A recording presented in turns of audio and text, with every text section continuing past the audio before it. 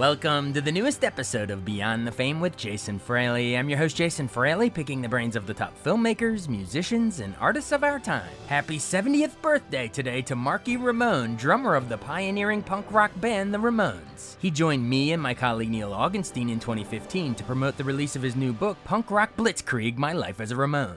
How you doing? Hey, Marky, how are you? Hello. Hey, nice to meet you. How are you? Take me back to the days before you were Marky Ramone, back when you were Mark Bell, Yes. teaching yourself to drum, commuting between Brooklyn and Greenwich Village and getting to hang out with some of these crazy names like Hendrix and Morrison. Talk to me a little bit about those roots and teaching yourself to drum. Well, Dust was one of the first heavy metal bands in America. England was a year ahead of us, but our album was already written before Black Sabbath hit the shores in America. But I just used to play to the hits at the moment on my little mono player, a record player. And I eventually got into the band Dust with two other friends, and we did two albums. But we had to graduate high school. My father definitely wanted that diploma on the wall, I'll tell you, or else the belt came out, you know what I mean? So I did that. I went to night school and summer school to deal with that. And then Dust fizzled out, and I started hanging out in the New York scene. I did an album with Andrew Oldham of the Rolling Stones producer. Then I did a blues album with Mississippi Delta blues man Johnny Shines, and then I did the punk scene at CBGB's with Wayne County, Richard Hell and the Voidoids, the Ramones. I guess you could say I was the CBGB's house drummer. I also auditioned for the Dolls when their first drummer passed away. So there's a lot of history in this book. It's very comprehensive. So that's how it was. I taught myself how to play. I can play military style, which I did in high school.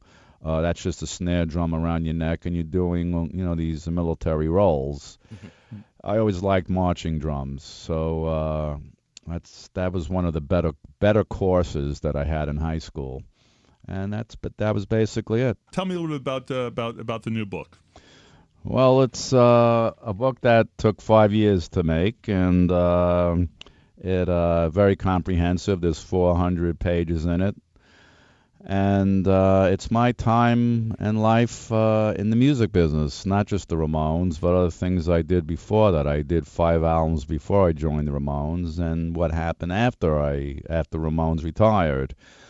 So I was with the band 15 years and did 1,700 shows. So it's all in the book, and there's just so much in there that it's extremely comprehensive, and I'm very proud of it. I had the pleasure of seeing you many times over the years, and it's hard to believe that you're the only one left, Marky. Well, the last link to the last 4 who unfortunately have passed away.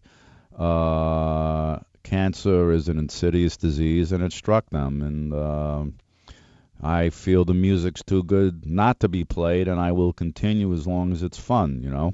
I think that the Ramones, Joey, I Want to Live, and all of those songs. But none of us are as young as we used to be. Can you just talk a little bit about the sort of the irony of that all these punks are having to think about mortality now? Well, there's an old saying, you're as young as you think, and you keep yourself in good shape. I guess it's up to the individual how he experiences himself or herself aging. But I feel, I can still do what I used to do 30 years ago, and when that stops, I'll stop. But, I think as long as it's fun, and also at one point in life, your body will tell you when to chill out, Can you just talk a little bit about the experience of I love Joey, but I never realized that his OCD was just describe what it was like waiting in the van for Joey.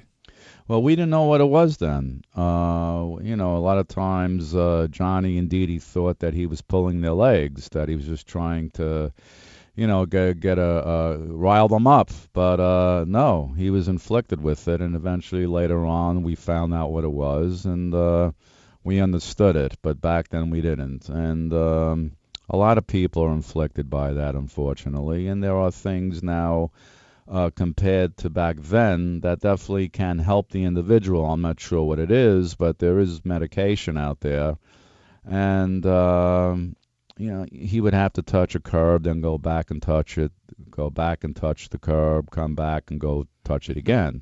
Then he'd have to go upstairs and touch his doorknob, go back downstairs, touch his, and then go back up and touch his doorknob, and things like that.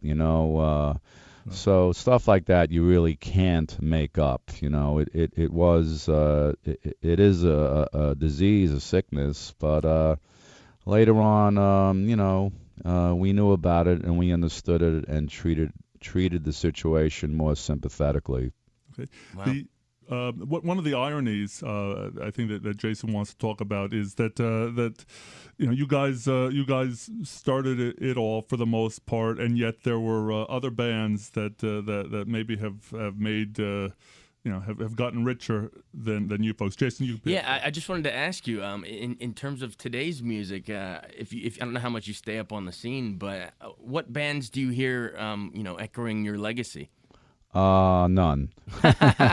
There'll never be another Ramones. We were very strange, unique individuals. To get four people like us again together would be pretty hard to find. But, I have a show on Sirius XM, and I play punk music 3 hours twice a week.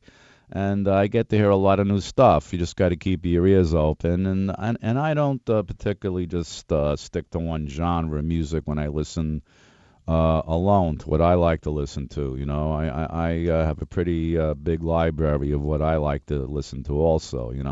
I think the song says we're a happy family. Yet when you describe what it was like in the van, it doesn't sound like it was always very happy. Yet you seem to be able to get along with everyone better. You were seemed to be the one person who could get along with everybody. Why was that?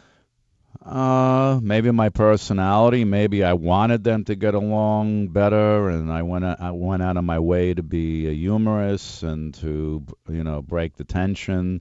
Well, you got to remember, traveling in a van for 4 or 5 hours a day to get to each city can be a little grating when you have 4 different individual personalities. So there were verbal abuses at times, but nothing ever really came to blows. And that's how it is. You're a family, you're brothers, you're a business. Brothers fight, brothers make up. But unfortunately, Johnny and Joey didn't. And that's what I really wanted to focus on, was to get them together and stop the petty animosities. You mentioned it was very moving at the end of the book when Joey was dying, and you said to Johnny, you said you got to call him. The window's closing, and what did Johnny say? Well, his remark was, "I don't like him. Why should I call him?" And then I gave up. I knew there was no way of getting through to him about that. Some people just don't get along, unfortunately, and it kept going on and on, and that's what happened. Very good, Marky. If people want to get the book, where can they get it? Well, they can get it at Barnes & Noble and Amazon.com, and they can go to MarkyRamone.com. There's more info on there. Very good. Marky, it's a real pleasure to speak with you again. Thanks. We Thank love you. And keep it up, and look forward to working with you again. Thank you very much. Thank you much. Yeah, thanks so much. Okay. Thanks so much for joining us on Beyond the Fame with Jason Fraley. Remember to hit the subscribe button and give us a 5-star rating if you like what you hear. We'll see you next time.